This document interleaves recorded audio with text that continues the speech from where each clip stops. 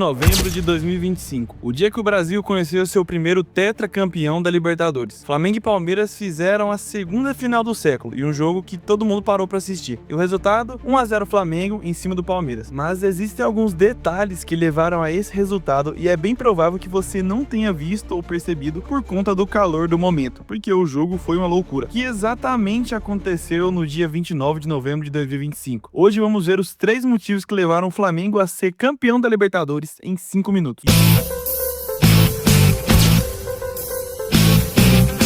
E o primeiro detalhe é justamente o posicionamento tático de um jogador, o uruguaio Guilherme Varela. Esse jogador foi posicionado para ter mais tempo de bola e assim confundir a marcação do Palmeiras, gerando múltiplas possibilidades de ataque. Ele basicamente recuava e ia receber a bola mais rápido. E aí isso deixava o Piquerez, que é o lateral do Palmeiras, numa situação de incógnita. Se ele recuava, ele dava espaço para o Varela. Ou se ele encurtava a marcação, ele permitia uma mobilidade dos atacantes. Isso acabava criando a situação de ataque que o próprio Luiz falou na coletiva.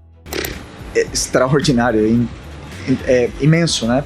É verdade que geramos uma situação para que ele tivesse mais tempo com bola, para que ele pudesse ser o jogador livre, em função do que pensávamos que o Palmeiras poderia nos oferecer de pressão, e ele aproveitou esse momento dele com bola, mas eu acredito que ele cresceu no jogo a partir de defender bem. A fase defensiva dele estava impecável e isso foi dando confiança para ele, e depois, cada minuto que passava era uma jogada mais espetacular que outra, e para mim foi o disparado o melhor jogador em campo. O segundo ponto é que basicamente o meio-campo do Palmeiras foi inutilizado. A bola passava toda hora dos zagueiros para os atacantes. E assim, o Palmeiras acabava perdendo a qualidade do Veiga, do Andrés e até do Alan. E é claro que esses 3, eles não foram escalados para serem tão pouco utilizados como aconteceu no jogo. Isso aconteceu porque basicamente o Flamengo anulou o jogo do meio-campo alviverde. Os atacantes do Palmeiras, eles só deram tentativas de lançamento que na maioria das vezes foram frustradas. E se a bola não passa no meio-campo durante o jogo inteiro, ou quase isso, a impressão que dá é que o time vira um verdadeiro catado em campo, sem criatividade, sem troca de passes e até mesmo, como aconteceu, sem nenhum chute ao gol. E essa questão do time do Palmeiras só dar chutão é algo que já foi criticado por parte da torcida em um certo momento da temporada. Tem até uma musiquinha. Cá com lateral, defende com atacante, põe zagueiro na função do centroavante, armada chutão pra frente toda vez, esse o salário, 3 milhões por mês. Ataca com lateral, defende com atacante, põe zagueiro na função do centroavante, armada chutão pra frente toda vez, esse o salário, 3 milhões por mês.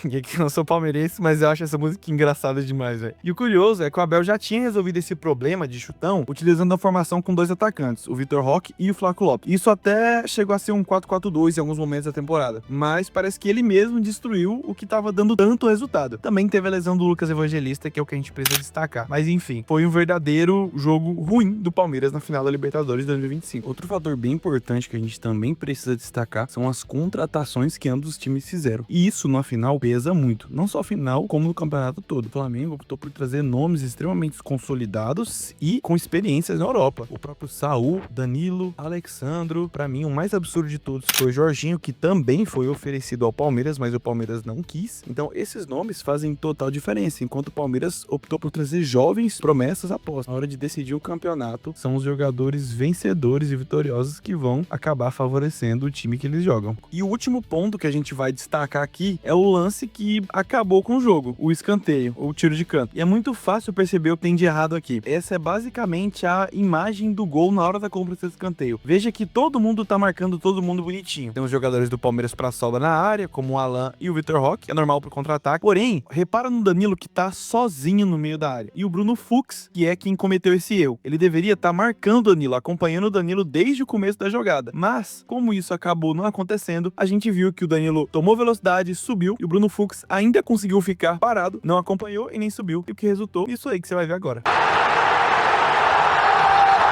Apesar de o jogo ter tido alguns erros de arbitragem, claro, isso não tira o mérito do ótimo jogo que o Flamengo fez e do jogo ruim, no caso o demérito do Palmeiras. Quanto ao Palmeiras, eu, até mesmo como torcedor, acredito que agora é hora de olhar pra frente e também olhar pra trás. Pra trás, pra corrigir os erros e a teimosia que foi feita ao longo da temporada e assumir algumas responsabilidades. E pra frente, porque mesmo depois desse ano dolorido, o Palestra Itália ainda promete um futuro alvissareiro. Esse foi o vídeo de hoje e se você gostou, não esquece de deixar o seu like aqui e comentar qual o próximo vídeo que você quer ver aqui no canal. Pode ser o tema que for, que a gente vai sim trazer, se você pedir aqui nos comentários. Muito obrigado, até o próximo vídeo e falou!